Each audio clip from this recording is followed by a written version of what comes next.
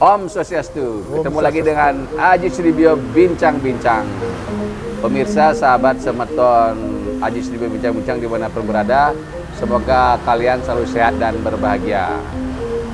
Hari ini kita akan bicara topik yang agak berbeda. Bila sebelumnya kita selalu berbincang-bincang dengan tokoh-tokoh politik, tokoh-tokoh perbankan, hari ini Aji bersyukur sekali bisa diterima oleh salah satu pengusaha ukiran asal desa adat Mulung Gianyar. Beliau inilah pengusaha ukir yang sudah terkenal di Bali karena banyak hasil ukirannya dibeli oleh orang-orang yang ada di Bali ini. Beliau juga kebetulan saat ini menjabat Juru Bendesa Adat Mulung.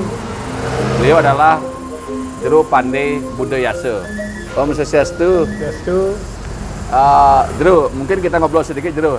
Kira-kira bisa nggak dijelaskan latar belakang Jero ini buka usaha ukir, sejak kapan ini buka usaha ukir? Semenjak uling di awal ini, di tiang niki pertama belajarnya niki dari SMP niki belajar ke Semite. Oh, dari SMP udah belajar ukir? Belajar ukir dari SMP, sudah belajar, sudah bisa mengerjakan ukir-ukiran, ukir pintu, ukir sake, ukir lambang, sudah tahu. Sudah itu, semenjak sudah kerjanya itu sudah berhasil, dan tiang sudah menikah, baru buka usaha sendiri. Tetapi usaha ini awalnya memang waktu setelah belajar ngukir itu sudah bisa menjual-jual sendiri? Sudah, sebelum buka usaha sudah bisa menjual sendiri di rumah ini, di desa. Menjual pintu-pintu bunut itu pertama, pintu nangka, jual kepada orang-orang dari Tegalalang, Kedui, yang mengambil ke desa Mulung. Gitu. Awalnya itu. Dah dijual satu pintu harganya 1 juta, 1,5 itu per satu pintu harganya sudah diukir itu. Kalau pintunya pakai antik, di antik sudah itu sudah punya siap modal dikit-dikit, ya dengan ada kucuran dana dari pemerintah, buka usaha, mencarikan modal dari bank. Baru itu awal buka usaha, artinya dengan ngontrak itu ya. Waktu pertama dari bukan di desa, bukanya justru buka di luar. Di luar. Pertama ya. bukanya di mana nih posisi? Pertama saya buka di Belah Batu, Banyak Rantogan Belah Batu. Pertama awalnya saya buka itu ngontrak dengan toko 1 juta per tahun. Per tahun. Setelah itu berkembang, ingin kenal lebih dekat dari kota, dia jualnya lebih cepat, dia tidak ke desa. Mau saya ngontrak di kota gitu. Mulanya pembeli dari Denpasar, dari Karangasem, dari Bangli, dari negara itu cepat, datangnya dari kota gitu. Artinya setelah Jero mengontrak toko ini, omset Jero terus naik. Nah, itulah yang akhirnya menyebabkan Jero ingin mengembangkan usaha lagi gitu. Ya, ya. Nah, setelah itu dikembangkan di mana Jero? Setelah mungkin sekarang kan tempat ini sudah milik sendiri. Ya, situ ceritanya dulu kan saya ngontrak di Belah Batu, ya berhasil dia ngontrak, punya modal dikit. Ada teman menjualkan tanah di desa Jalan Damagiri, mau saya beli dengan harga murah. Aplingnya ini dulu sekitar 100 juta per hari gitulah dulu. Nah, ini kan sudah berjalan lama loh. Artinya sudah berapa dekade ini, artinya berapa tahun lah Jero bisnis ini. Kira-kira prospek bisnis ukiran itu seperti apa Mang Jero? Sekarang semenjak dulu sebelum tahun 2021 sampai 2022 ini agak menurun dikit konsepnya, penjualannya gitu. Tapi waktu mas-masnya ini banyak sekali orderan tahun berapa itu Jero? Tahun 2010-nya itu, 2010, 2000 ke atas sudah. Itu lagi banyak orderan? Banyak orderan, banyak pembeli, banyak. Nah, kira-kira kalau di ukir ini yang biasanya jual itu produknya berupa apa Jero? Berupa bangunan Bali itu, bangun stil Bali ya, berupa sake, ukiran lambang dari seni ke atas, Bali Dangin, Bali Daje, Sanggah, Merajan tuh samian yang ke. Tapi kalau ada yang mau beli pintu saja boleh. Bisa, boleh pintu bali sama jendela, bisa pintu gebyok, bisa. Artinya Lengkap. bisa lah. Ya. Kalau misalnya tidak, kalau hanya mungkin satu komplek dulu bisa. Bisa terpecah-pecah juga bisa gitu kan. Bisa apa aja bisa. Kalau ada membutuhkan saka aja, saya jual sakanya aja untuk tiangnya bisa. Untuk tiangnya aja. Bisa. Kalau bikin bali bengong bisa beli di sini langsung. Nah, kira-kira yang orang kan sekarang banyak buka toko ukiran, banyak pengusaha ukir yang bermunculan. Ya. Kira-kira apa yang menjadi keunggulan Budo Ukir ini dari sisi produk, mungkin dari segi harga atau apa Pak Jarul? Kalau ukirannya sederhana bagi saya. Ukiran sini Budo ukirnya sederhana, harganya murahan dikit bagi orang-orang yang lain itu. Murahan dikit saya jual, tapi pembelinya ke sini banyak gitu ya. Bukan murahan, tapi lebih murah gitu Lebih ya. murah ya, Nah, lebih murahan ya. kualitas produknya mungkin sama, mungkin Jarul bisa Sama. menjual lebih murah lebih dikit. Ya, ukirnya bagus. Kalau kualitas ukiran Bagus, pasti ya. bagus ya Jarul ya. Sering saya dapat borongan dari Sanur, dari Ubud, dari Karangasem sampai ke luar negeri, Keluar negeri juga ada. ada dari barang ke sini. Artinya Tamu-tamu ada, ya. memang Pesan juga melayani juga. udah melayani tamu. Udah berapa kali ngirim ke luar negeri Jarul? Banyak itu hampir sudah 10 kali ada. 10 kali. Ya, kirim ke luar Berarti negeri. harganya berbeda berarti. Berbeda, Barangnya mahalan juga dikit, berbeda. ya. Barangnya juga berbeda berarti. Jarul? Berbeda ya. Nah, kira-kira yang menentukan ininya Jarul, harga sebuah produk ukiran itu apa Jarul? Produknya Yang menyebab dia mahal, murah itu apa biasanya? biasanya kualitas kerjanya. Yang ukirnya bagus harganya. Kalau ukirnya sederhana, harganya agak mepet dikit gitu harganya. Artinya di sini juga bisa menawarkan ada yang kelas loh. Ya, Ada yang mau berkelasan. mahal, berbeda barangnya. Berbeda bahannya. Bahannya ada. Kalau bahannya lagi murah bahannya, harganya gitu.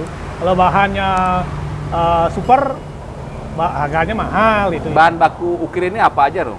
Kalau kayu itu kayu apa aja? Biasanya untuk ukir itu kayu jati. Kayu jati. Ya, bagusan ukir kayu jati. Ada sekarang kayu merbau, ada. Gitu. Kalau dulu kan orang mestinya pakai tewel, sekarang masih ada yang punya produk gitu? Kalau tewel pakai ukiran bangunan Bali, Bukit Saka itu melengkur dia. Oh, melengkung nggak kuat? Ya, tidak kuat. Kalau jati, tidak jamin dia. Lebih kencang dia. Jati sama merbau, kencang dia. Artinya stok itu kalau di Bali kan nggak ada, kebanyakan dari luar Bali. Ya. Berarti lo sudah punya pemasok untuk itu, untuk bahan-bahan itu? Ya, masuk. Bahan-bahan saya langsung cari dari Jawa langsung. Ada yang bawa ke sini dari Jawa, dari Banyuwangi, ada punya langgan sana gitu.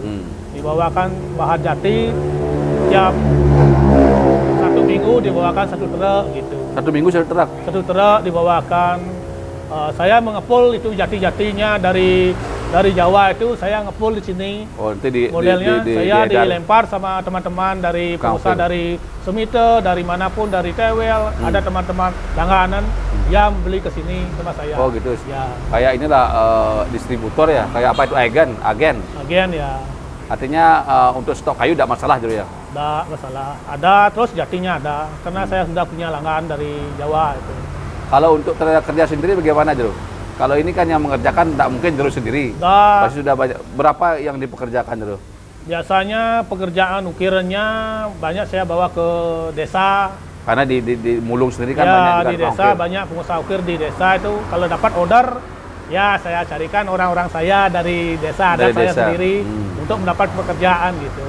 Artinya berbagilah Jarul ya? Berbagi ya. Artinya semua bisa bekerja gitu Ya, kan? ya.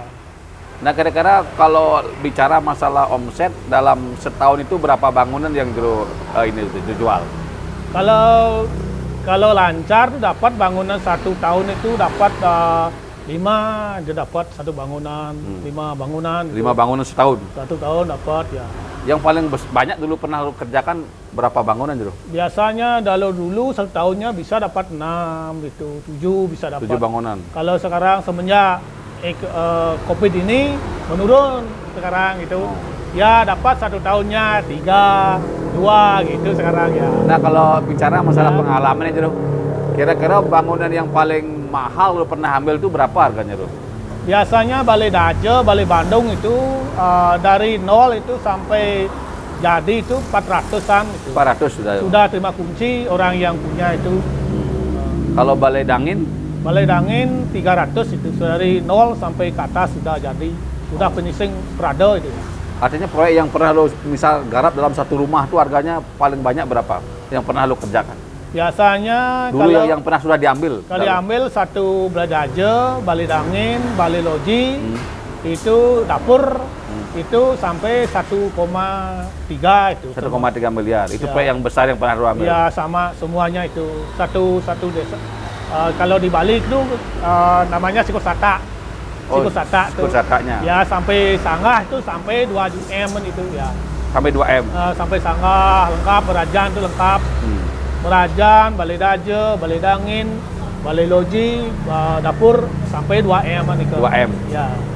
Nah, artinya dengan mungkin ke depan yang yakin dengan adanya pariwisata Bali lagi rame, maka penjualan akan meningkat lagi. Ya, Nah, ya. kira-kira menurut Jero apa yang mungkin lu harapkan kepada pemerintah ini supaya niki bisnis ukir niki bisa berkembang lagi? Ya, diharapkan pada pemerintah.